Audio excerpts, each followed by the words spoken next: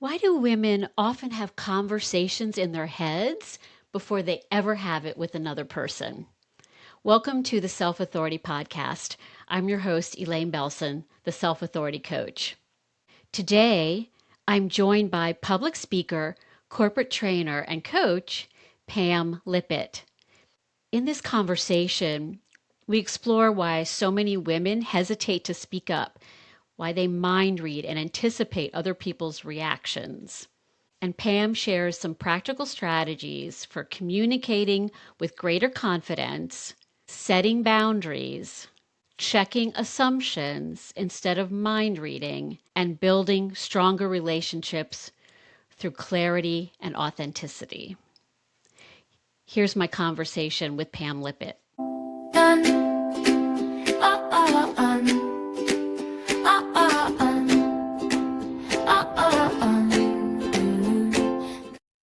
So thank you, Pam, for being here.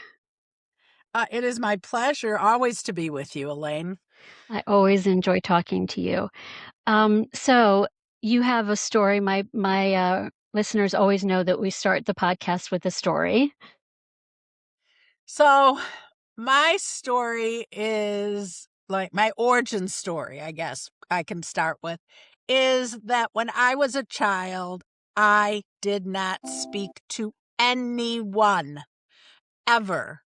Ever. I was the kid who hid behind my mother's skirts or pants or like literally would hide. She was so afraid I wouldn't speak that she sent me to camp the before I started kindergarten so that I would have to speak. and I always told her I paid her back, I don't shut up, but whatever. That's right. So my origin story is kind of figuring out how that child became an adult who helps people with their communication. Right. So how did that happen? How did you become that person? I just like redid some stuff I was doing, and I'm always a back door. I don't like the front door. I always like to get in through the back door and succeed. I don't like the easy way. I always figure it out. And so it really wasn't until high school that I actually found that I had a voice. And I found out, this is silly, but nobody wanted to run for student council. But if you ran for student council, you had an automatic place on your year's board. So like the freshman board stuff. And so and I really wanted to be on the board, but I had no faith that I would get elected. So I figured out if I'll go to student council meetings, I'll also be on the board. And that, I think, changed my entire life. Wow. It really, and then I got involved from the backstage, but in theater at school. Oh, But wow. I never was a theater on too. stage. But I am a thespian, but from all the skills I learned. Right. And so that gave me the confidence that I needed. That I could talk and people would listen, and I wasn't in the corner by myself, like Right. that people actually talked to me, because I really didn't feel like that before that. You So discovered that people like talking to you and that you're right, good at it yeah. because you are good at it. And You're, then from there, I went on and I took some debate classes in college, and wow. my major is actually in communication, believe it or not. Mm-hmm. So I learned the techniques and the skills to refine what I was saying and how to say it, so that things would process in the way that I wanted. Right. Right. So And I that's know, my story, that anyone right. can succeed. You just have to figure out how you need to get there. Right. Right. So I know you and I have talked about this before, how vital communication is Yes. in terms of any kinds of functioning operations and corporate and as well as relationships. But you mentioned that in terms of communicating, that there is a way to communicate in a quote man's world. What did you mean by that? So I will say I have volunteered my whole life. Um, and a lot of those rooms were, 10 men and 2 women. Mhm. And I once read this really interesting article about coming into a meeting. That when a man comes into a meeting, he's left his coat in the car because he already has a warm sport coat on. And he literally just sits down and has his pen and paper in front of him and he's ready to go. And when a woman comes, so there's like 3 steps for a man to come in and take a seat in a meeting. A woman, there's like 7 or 8 steps, and that takes away from your being ready and present. And I know that's weird, but I became very conscious of doing things differently. So one of the things it said is like women always bring their coats in. So now if the meeting is close and it's in the winter, I didn't bring my coat in like the men didn't. I had all my stuff stacked and ready to go. My purse was ready, ready. Mhm. I didn't have to fumble in my purse for a pen. I set up all those things in advance. And that, I think, put me on a little bit more level playing field. And I know that sounds silly and it's something that women shouldn't have to do, Right. but it seemed to have worked a bit. Right. I also my first job, it was mostly men. Mostly men. There were a few women. They actually really didn't want to give us pension rights into the pension as women, but they had to. They still messed me up on it. But it was like, oh, she's a woman. She doesn't need a pension contribution. Why is that like, silly? It's just silly that a woman needs that. And this was the end of the 70s. So I'm not talking about 1953. Wow. And my boss came in. I ran the Michigan office, and my boss came in from New York, and we were doing some meetings. And he was sitting in the front seat, and I was sitting in the back seat of the car as we were driving somewhere. There were a few people in the car, and he said to me, I looked young too, but I grew a beard so I looked older and had more confidence. Now that would be considered discrimination, and I would have gone to HR. I'm not sure we even had HR. My answer to him was, well, if I could grow a beard, I'd have different problems. Because I always like to inject a little humor into the mix. I find that it kind of breaks that wall of I don't know, in between men and women. And so, but I really felt that way. And it's funny. That's something that happened over 40 years ago. And it is still my story.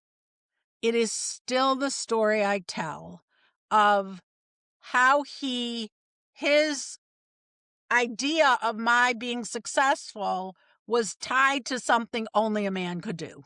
Mhm. And I have not, that has never left me. I have some good stories too, but that story has never left me. Right.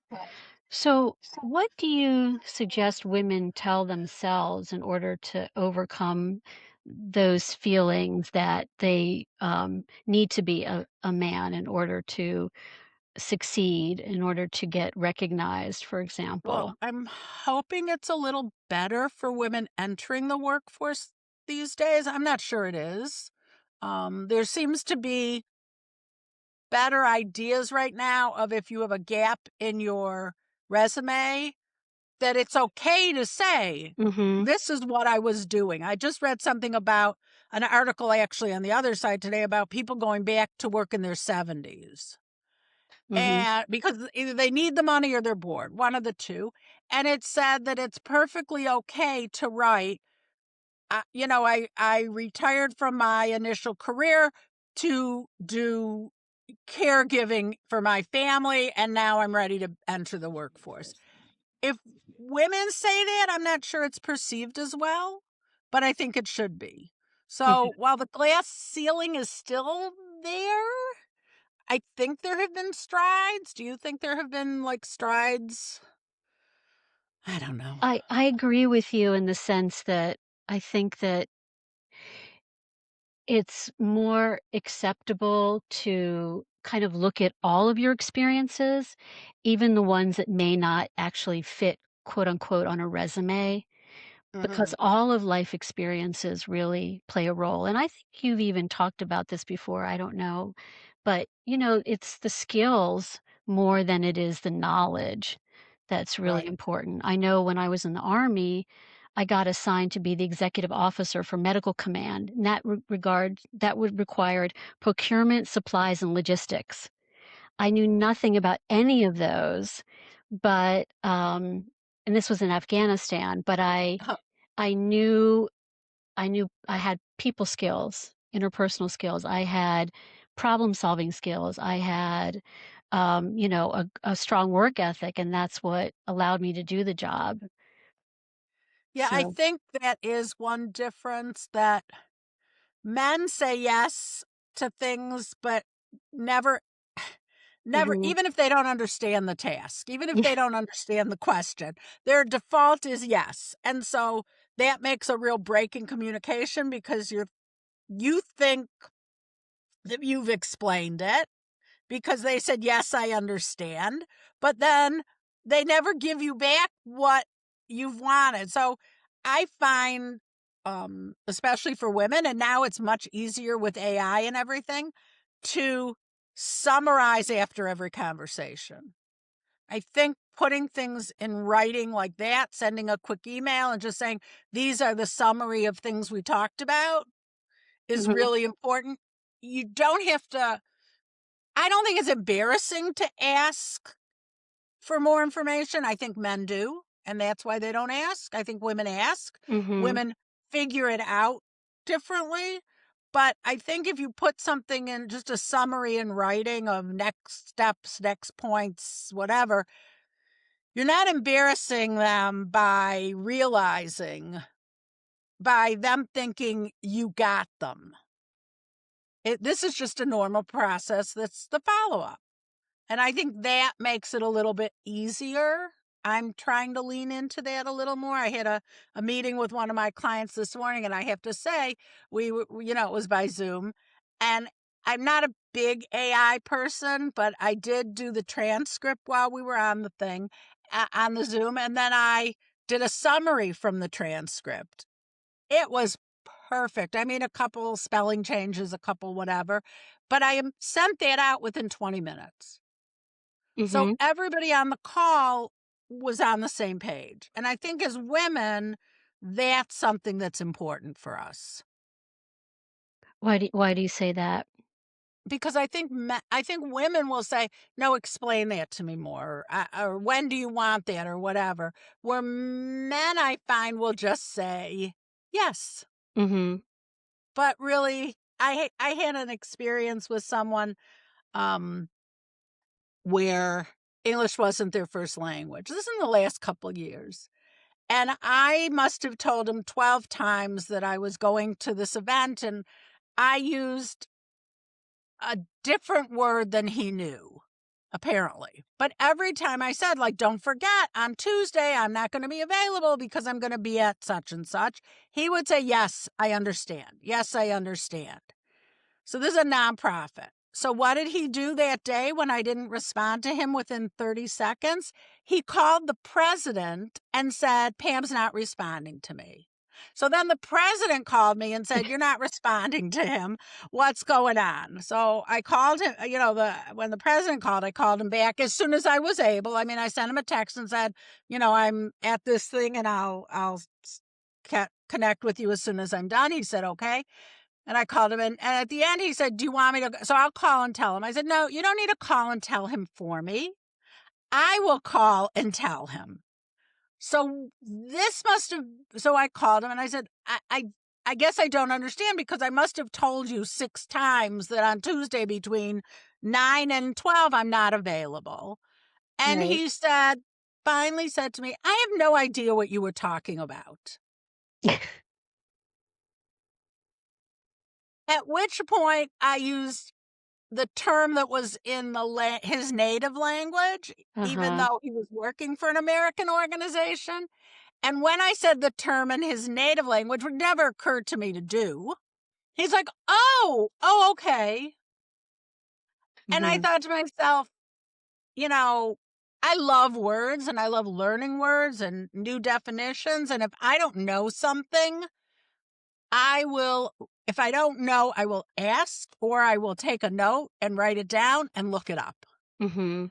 But I would never put myself, and I think this is more of a woman, I would never put myself in the situation of not understanding and not asking. Not asking. This is, I think, I wonder if a lot of women would not ask. And it kind of gets to something else that you talk about, which is being the only woman or one of a few women in the room, and what that feels like, first of all, and what keeps women from speaking up in those circumstances.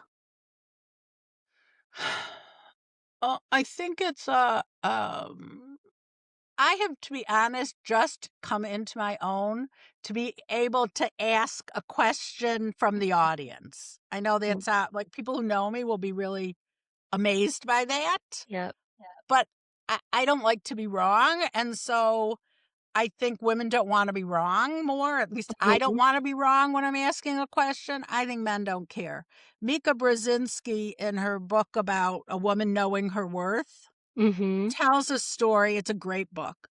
Tells a story about um, a woman CEO who was having a big, like, company-wide meeting, and at the end, they said, two more questions. People all raised their hands. She called on two people, and then they said, okay, that's the end. And all the women put their hands down. These Mm. are the rules. They put their hands down. The men kept asking questions. And when she got Okay. back to her office, there was a line of women waiting for her. Wow. And it was a big CEO from a big, like, multinational company. Mhm.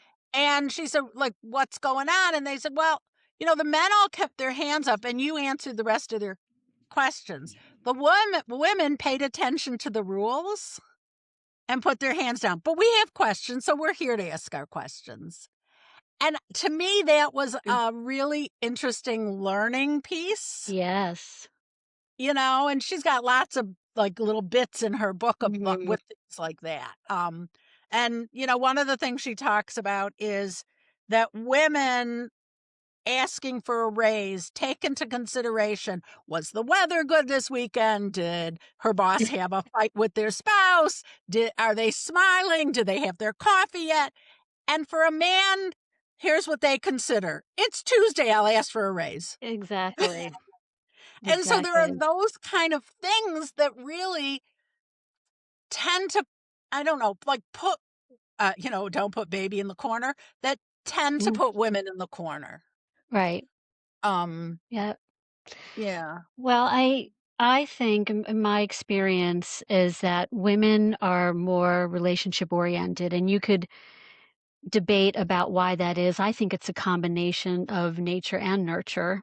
I think Mhm. women are more empathic, but I also think that women have been historically um, restricted to certain roles that are very relationship oriented, although Yes. that's changing. But when you think about it A long nurse, term, a it's teacher. still pretty recent. Um, Yeah.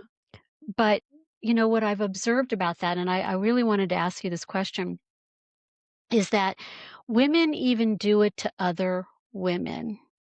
So if a woman speaks up and isn't thinking about, in some way, shape, or form, the impact it's gonna have on other people, other women will react to that in a way that I don't think men do. And I can give you, a simple example. I was, in a committee meeting, and there had been something that happened in the news. It was, a boy had bought a gun to school, and so some of the women in the meeting were talking about this, and at some point, I waited and then I said, so are we going to talk about membership? Because that was the point of the meeting. And you would have thought that I had, you know, uh, I, this terrible faux pas, right? That, Right. how dare you interrupt this conversation and change the subject and talk about why we're here. And, what I would have expected is, oh, Elaine's right. We're here to talk about membership. What, of course, right. I would have been the person applauding, just so you know. I would have been silently applauding under the table because those are conversations for after the meeting, because the meeting must the items on the agenda must be taken care of. Right. Right. And then let's chat. And it was interesting because the chair even reached out to me afterwards and texted me and go, I think you need to apologize. This is what, now in hindsight, she realizes that that was not correct. But in the point is that this is what women do, I think, to other women because it's internalized. And I was just So wondering I, what I thoughts you will had about say that. I will say two things about that. One, shame on the chair that they didn't take control of the meeting, Hmm. right? You were put in that position because the chair didn't run the meeting well. Right. And that's something I work with clients and how to there's lots of different agendas you can use, whatever, but that falls back on the chair that they didn't do it. And shame on her for asking you to Hmm. apologize.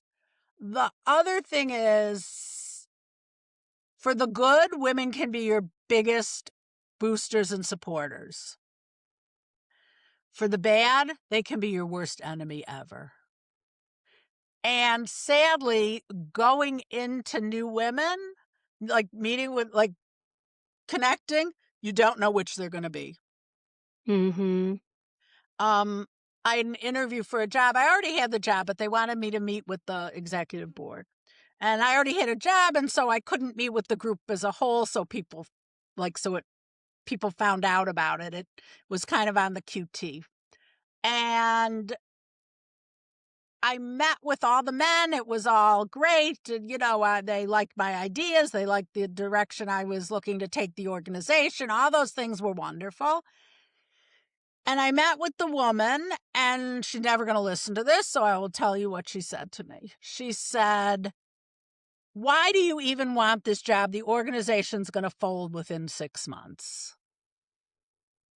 Now, I have to tell you, I knew that the two principals had guaranteed me out of their pockets a year's salary, so that I knew that I had a year to get everything organized, that they would put in extra money in between to make me whole, because they knew it would take that long. But that was not information I was going to share with her. Right. So I said, I've looked it over. It seems, I think this is important, and I am willing to take that leap at this point in my career. And so like, you never know when you're saying something that will trigger someone. And I said to her, so if your sister was applying for this job, what would you tell her? And she said to me, how do you know if I have a sister? And I thought to myself, oh my God, her sister died. How did I step in this? No, her sister was alive and well. Oh, She couldn't figure out, like, that was so intrusive to her. wow. And from that moment on, I kept, the whole time I kept thinking, did I know her in a former life and I wasn't nice to her? But trust me, I was the one people weren't nice to. Like, how did this happen? And from that moment on, it was a horrible relationship Oh. that eventually led me out of the job. Oh my So, goodness. but on the other hand, look at like other things we do with women that, we know each other from in forum, and that's a group that our goal is to lift each other up. Yep. And I think we're successful at that. And that's why I like it. And that's why I like the people I've met there, because I have yet to find a person there who doesn't want to lift others up. Right. Right. And as women, I think that's what we need to do, to always be mindful of. Well, part of self-authority is being able to self-validate, right? Mhm. In other words, even though you may not get the response that you want from other women or men, um, being able to make a decision based on, like, for example, my example, making a decision based on your principles, your values, in some cases, if it's a relationship, your wants and needs, Right. rather than the response or reaction that you get from that other person or people. Um, That's why you're a yeah. therapist. 'Cause But it's much easier to say it than to do it. right. Well, yeah, I mean, self-authority is not it's complicated. There's Yeah. a whole variety of different approaches that make up, being having self-authority, but the important part is that you all have that within you. You have the ability within you. For example, being able to self-validate, one of the things that I tell women is, "You have a right to be treated the way you treat other people." And so you can use that to say, "If the situation reversed, how would I have handled it if this person came to me or said this?" And then, then you have a right to expect the same thing from them as you would give them in return. So the opposite of the golden rule, I call that. Yeah. Um, but knowing what you and I both know about communication, and I've worked a lot with couples with this, it does matter how you say things. And so, Yes. what's the balance you think between finding that strategic way of expressing yourself that you're more likely to be heard and accomplish what you want to accomplish, and also, though, not worrying so much about what other people are thinking that you stifle yourself or you have trouble just allowing yourself to be human. So first I would say this is a case of the shoemaker has no shoes. Um, you have to be willing to ask the follow-up questions if things are complicated. Mhm. Hopefully you won't get to a point where someone says, "Yes, I understand," where they don't. Yeah. But, so if things are more complicated, I tend to say, if it's a work situation. So let's say it's a more of a work situation, I Right. will say, like, tell me what you heard. I want to make sure I was clear. So Mhm. that's not putting myself down, and it's not saying I didn't say it right. It's what did you understand from it? And if we're going to have to clean something up in that situation, let's do it now. Let's Right. not wait till there's a problem. Like, one of the things I've learned to ask is for a project is, okay, when would you like that from me? Yep.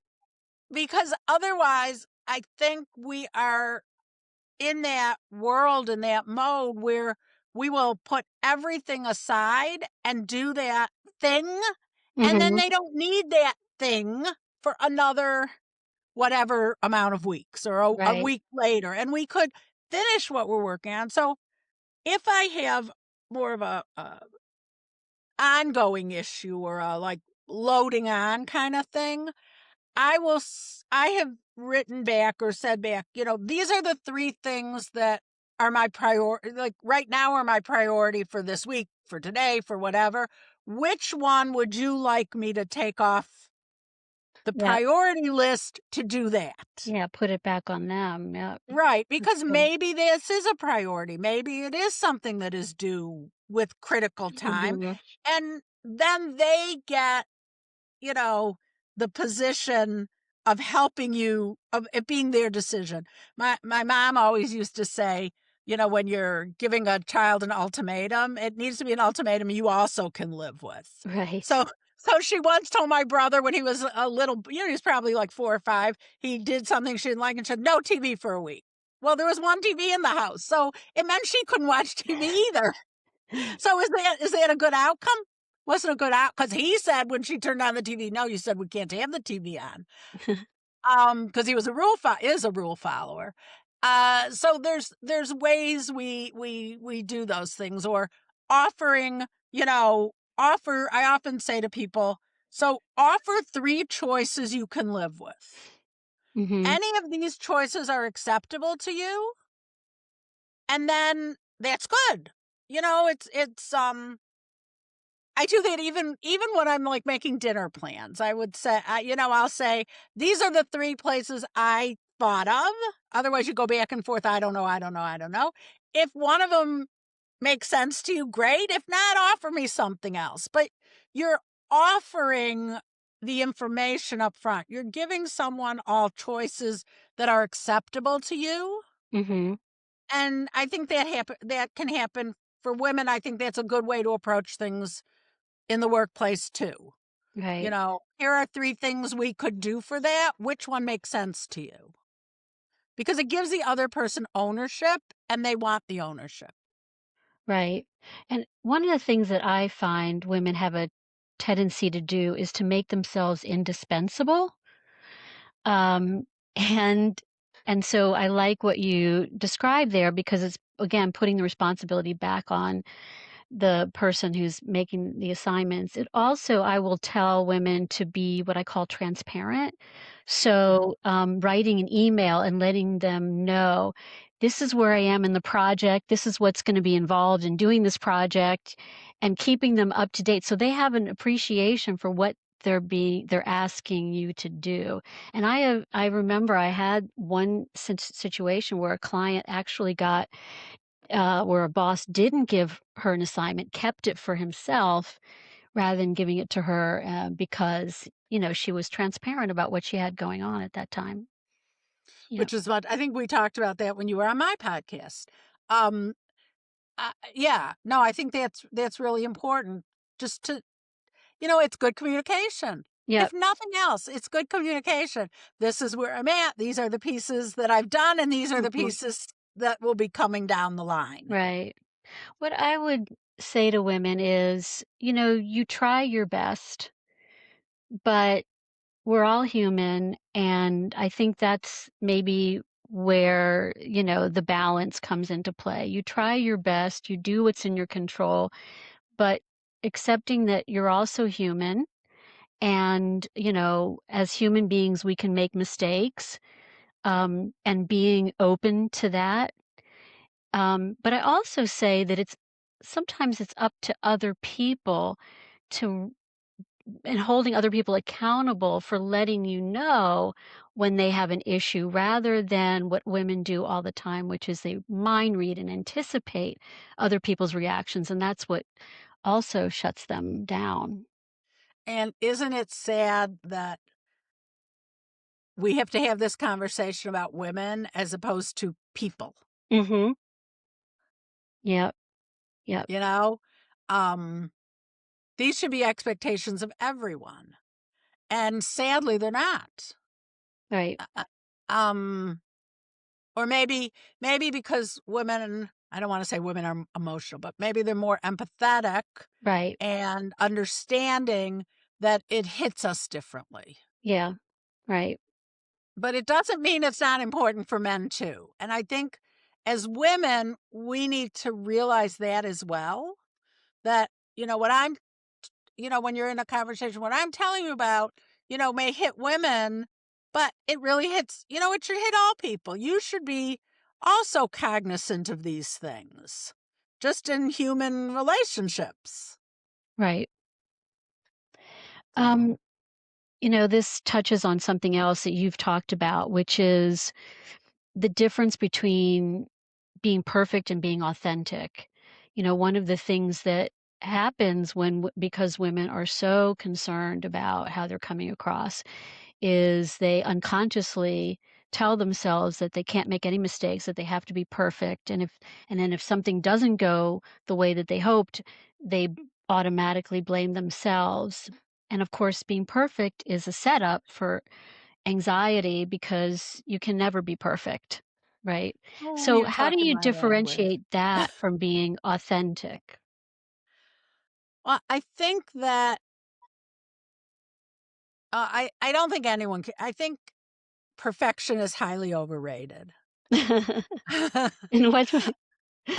I think being authentic actually is more perfection than being fake. Uh-huh. So if you look at it in kind of through that lens, I think there is more perfection in being yourself. And we need to tell ourselves that. We need to embody that more of that level of understanding that, you know what, not women try their best. Everyone should try their best. Mm-hmm. And everyone's not perfect. Right. It's why they make, right? It's why they make an eraser. It's why they make a back key. I'm old.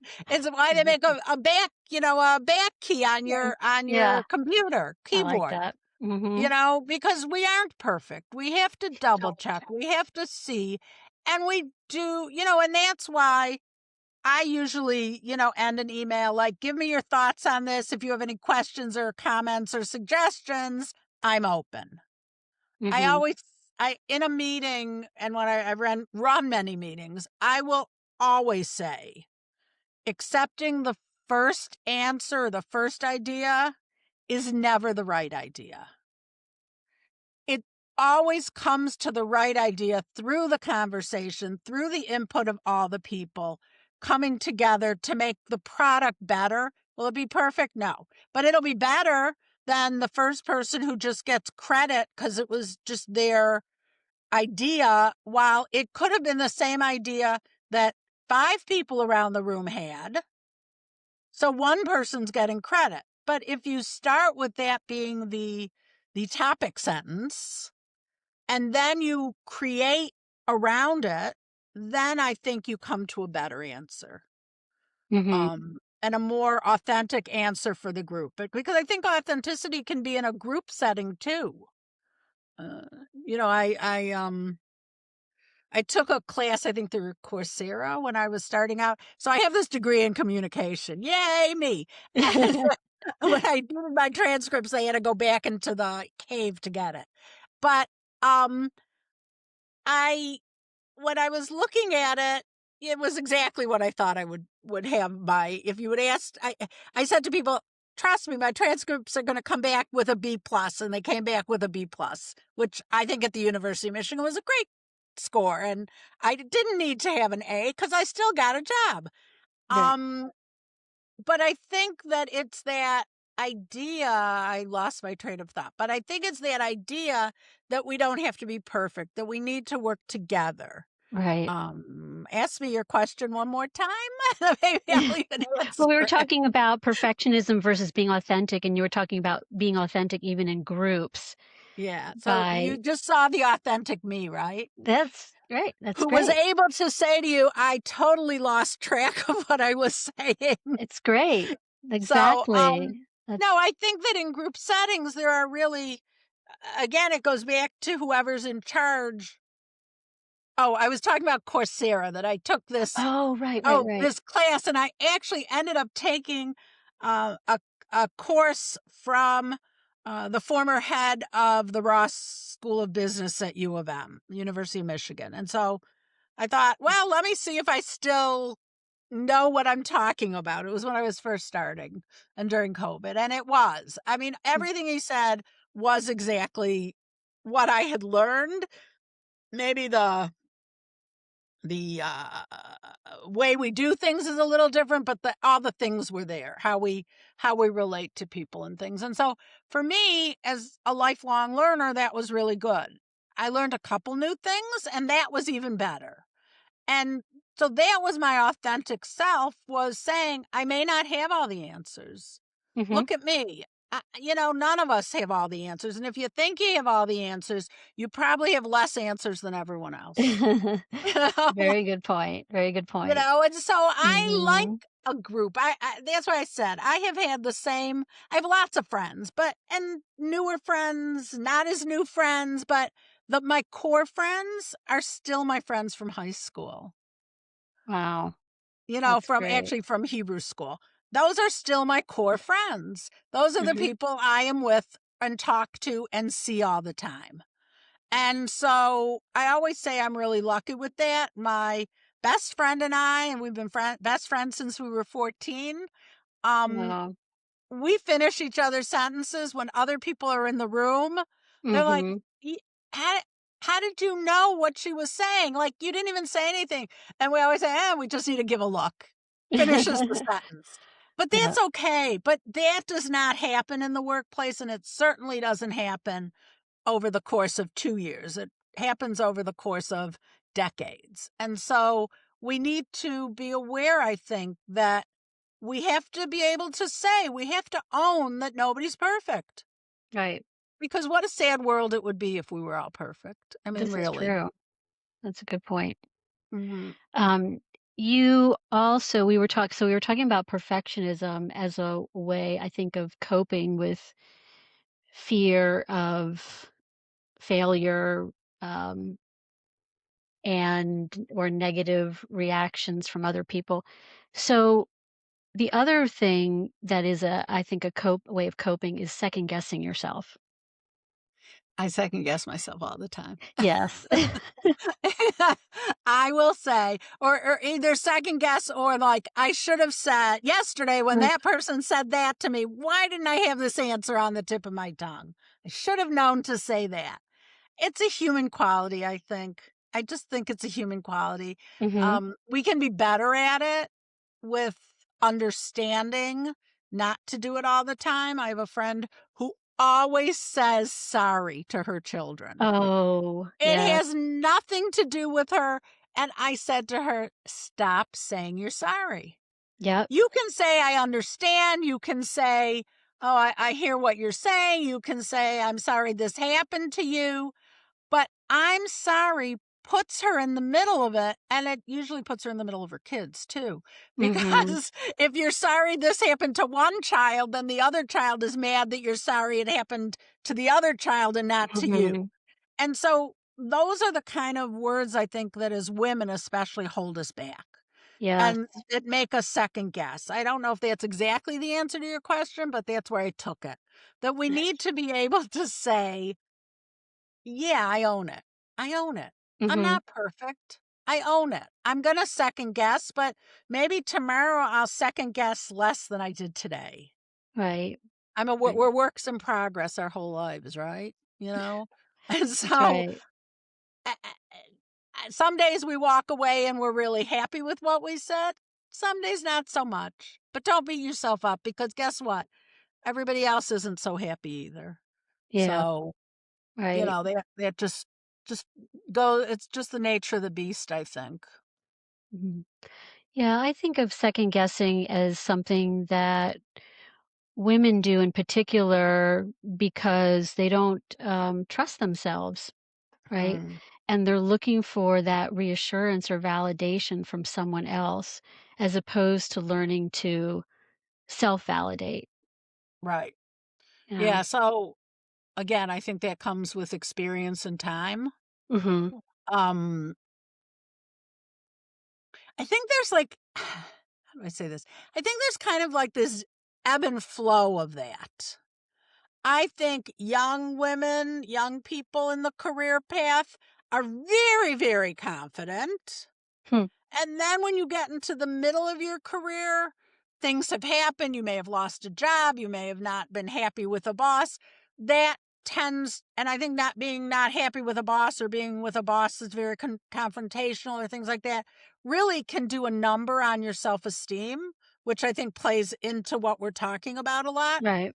And so I think in the middle of the career, I'm just off the cuff figuring this out for myself, that in the middle of your career, I think a lot of self doubt and what ifs can come into it. What if I had Hmm. done this differently? What if I had said this? Maybe you'll say to me, maybe I'm going to look to you for an answer because I had this experience once and the end was so horrible that I need others to validate this is what I'm doing this time. And then I think you come toward the end of your career, especially when you work for yourself. I say I have a wonderful boss. She lets me off whenever I want the day off.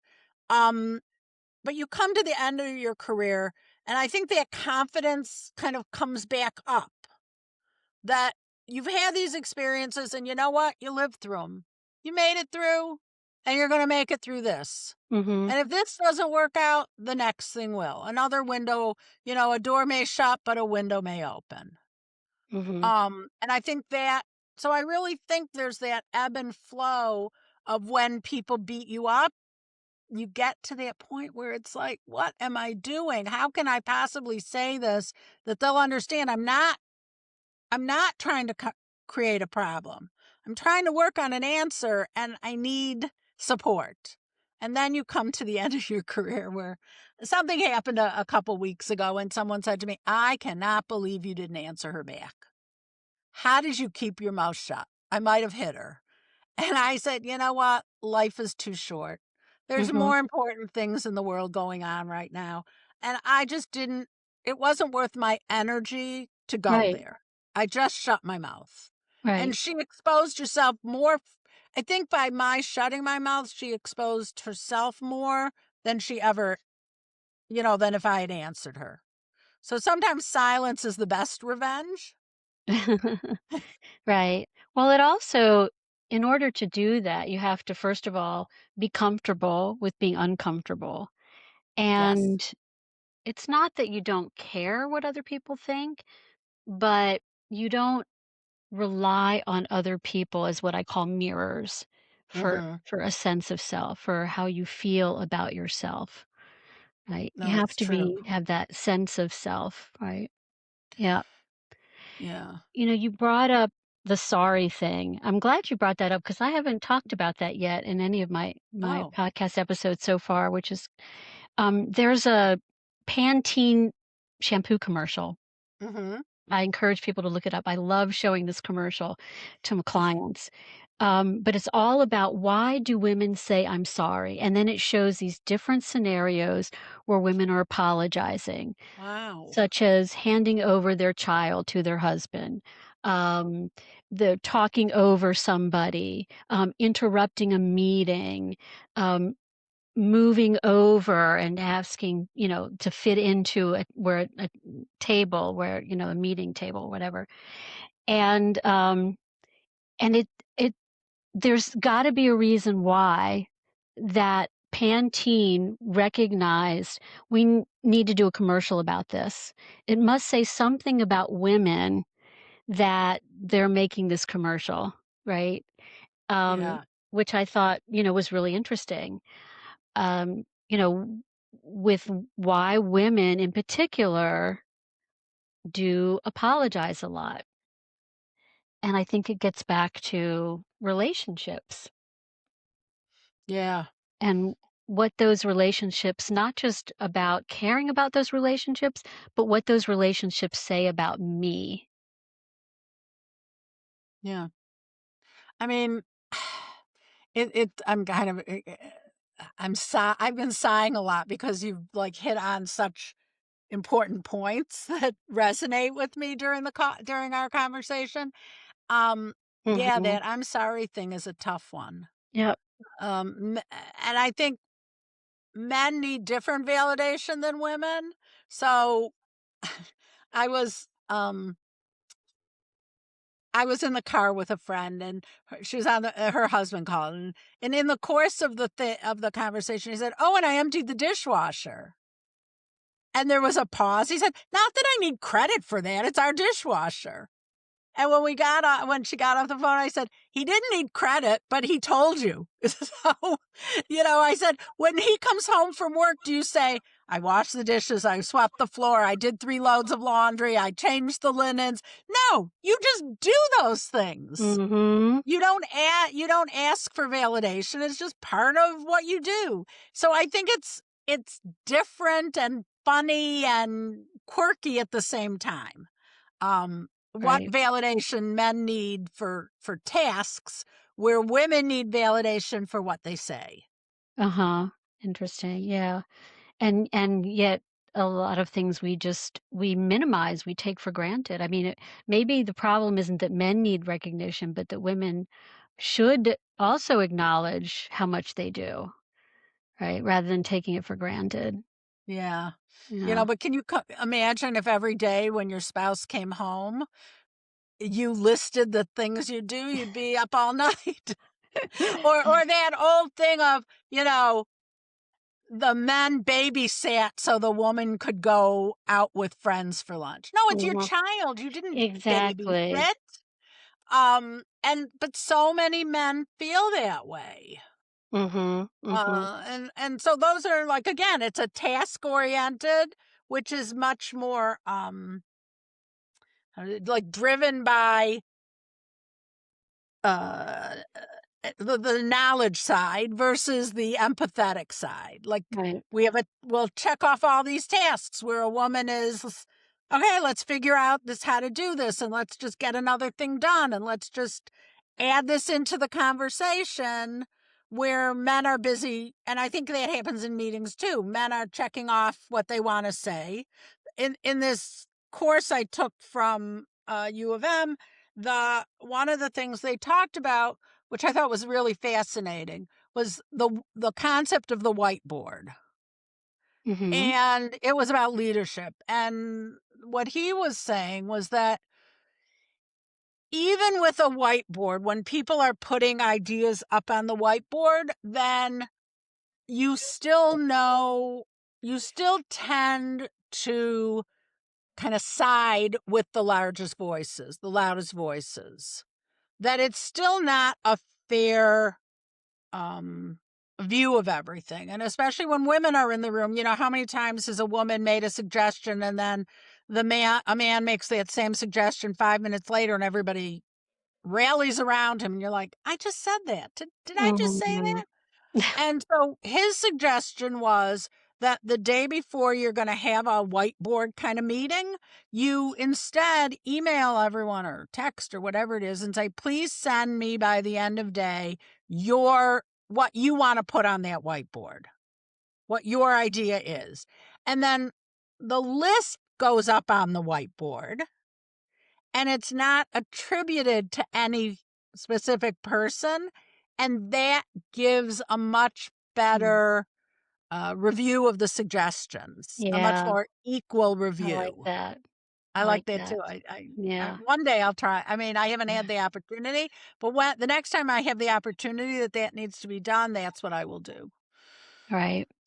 I think So, what this all comes down to is that there's still work to be done, but I think that women are going to have to take some initiative, change things on the micro level in their own lives, whether it's work or personal life, to start taking self authority, right? And doing these things.